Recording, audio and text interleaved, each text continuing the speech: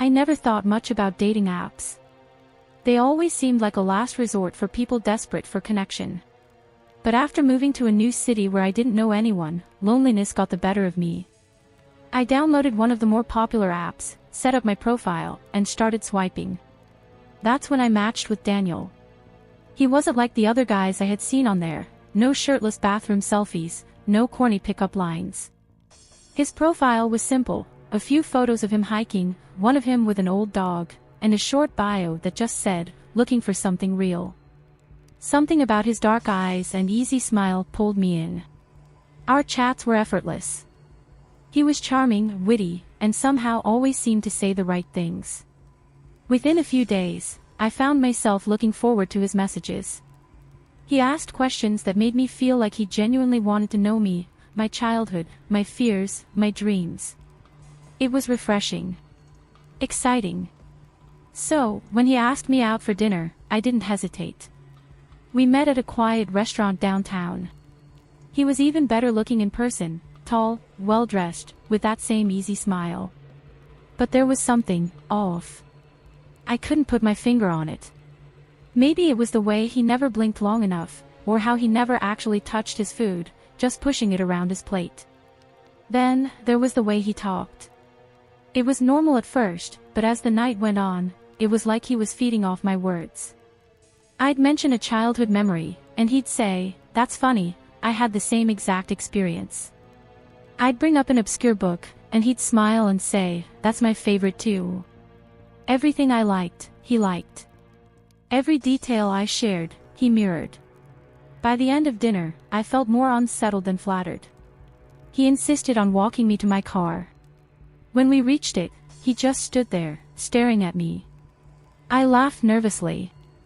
"Well, good night, Daniel." His smile didn't fade. "I had a great time," he said. "I can't wait to do this again." I nodded, reaching for my door handle. But he didn't move. Just kept staring. His voice dropped to a whisper. "It feels like we've known each other forever, doesn't it?" Something about the way he said it made my stomach twist. I muttered a quick, "Yeah, sure," and got in my car. As I pulled away, I caught a glimpse of him in my rearview mirror. He was still standing there, watching me drive off. That night, I couldn't shake the weird feeling in my gut. I checked his profile again, scrolling through his photos. Then I noticed something strange. One of his pictures, the one with the old dog, had a blurry figure in the background. A woman, standing in the doorway of a house. Something about the way she stood, the emptiness of her expression, sent chills down my spine. I zoomed in, but the image was too grainy.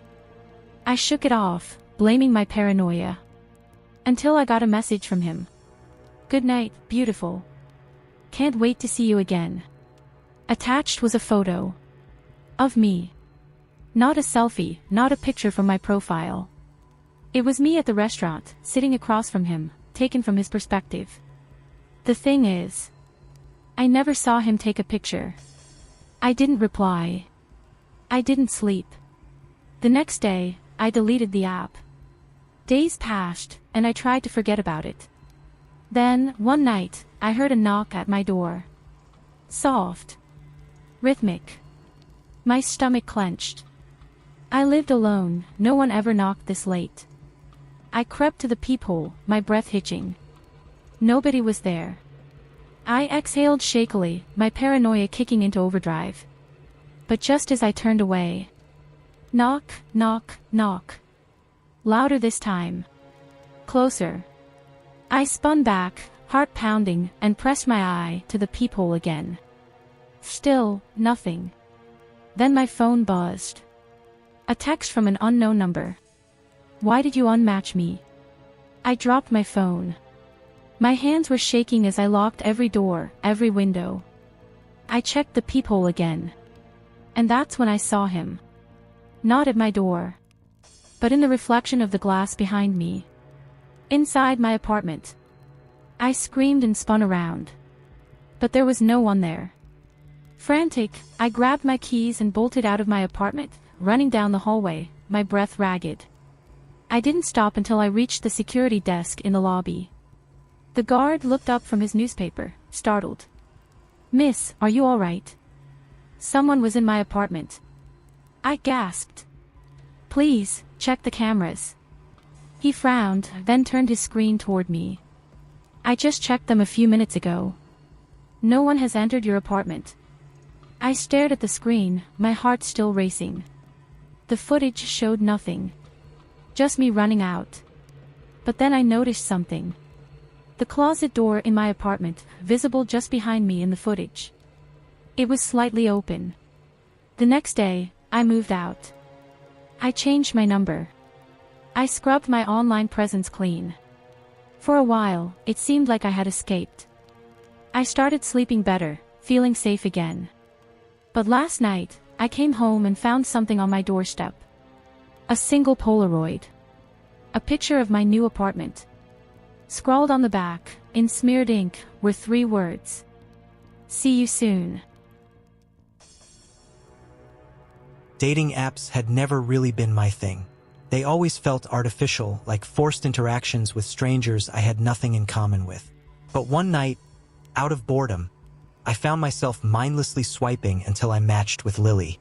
I wasn't expecting much, maybe a few messages back and forth, but something about her profile caught my attention. Her profile was simple but intriguing. A few candid photos, a black and white picture of her reading a book, another of her laughing with friends at a rooftop bar, and one where she was standing at the edge of a lake at sunset. Her bio, just one sentence. Looking for something real. There was something about her. Her messages felt effortless, like she actually enjoyed talking instead of just filling silence. She asked interesting questions, gave thoughtful responses. There was an intelligence behind her words that pulled me in. Before I knew it, we had been talking every day for a week. When she finally suggested meeting in person, I felt an unfamiliar excitement. I agreed without hesitation. She picked a small coffee shop in a quiet part of town, one I had never been to before. When I arrived, she was already there, sitting by the window, her fingers lightly tracing the rim of her cup. She was even more beautiful in person. There was something about the way she held herself, calm, composed, almost calculated. When she looked at me, it felt like she was studying every movement, every expression. "I was starting to think you wouldn't show up," she said with a playful smirk. "We talked for hours. Felt natural, easy, but something lingered beneath the surface. A slight offness I couldn't put my finger on. Maybe it was the way she never broke eye contact, or how she tilted her head slightly whenever I spoke, as if she were memorizing me. When it was time to leave, she smiled. "Let's do this again soon." I agreed, and we said our goodbyes. That night, as I was brushing my teeth, my phone buzzed with a message from her. "I really enjoyed tonight." I smiled and started typing a response when another message came through. "By the way, you have a beautiful apartment." My fingers froze over the keyboard. I never told her where I lived. A chill ran down my spine. My immediate thought was that I must have mentioned it at some point in conversation without realizing. But something told me that wasn't the case. I glanced around my living room, suddenly feeling exposed. The blinds were drawn, the door locked. I shook my head, convincing myself I was overreacting, and went to bed. But the next morning, a single thought refused to leave my mind. How did she know? I decided not to message her back. Not yet. I needed to clear my head, figure out if I was just being paranoid. That evening, as I was heading up to my apartment, I hesitated. My door was slightly open. I lived alone. I knew for a fact that I had locked it before leaving. Slowly, I pushed it open. The lights were off. The apartment was silent. I grabbed the nearest heavy object, my umbrella, before stepping inside. Everything looked normal. Nothing was missing. Nothing out of place. And yet, something felt wrong.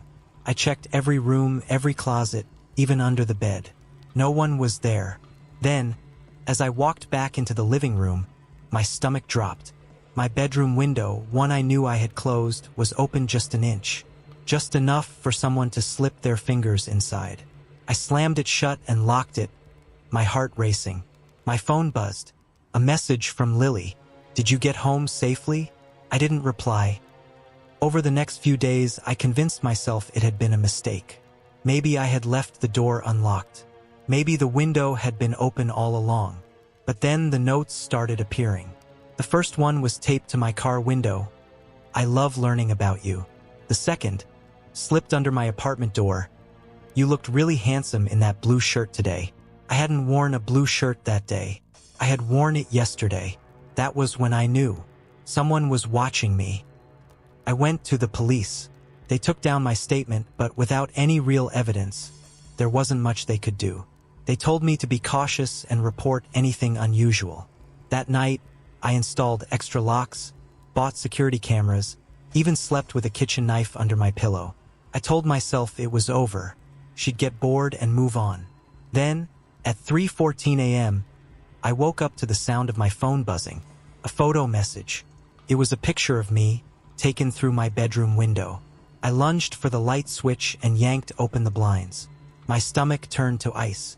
Across the street, standing perfectly still under the dim glow of a street lamp, was Lily. She wasn't holding a phone. She wasn't even looking at me.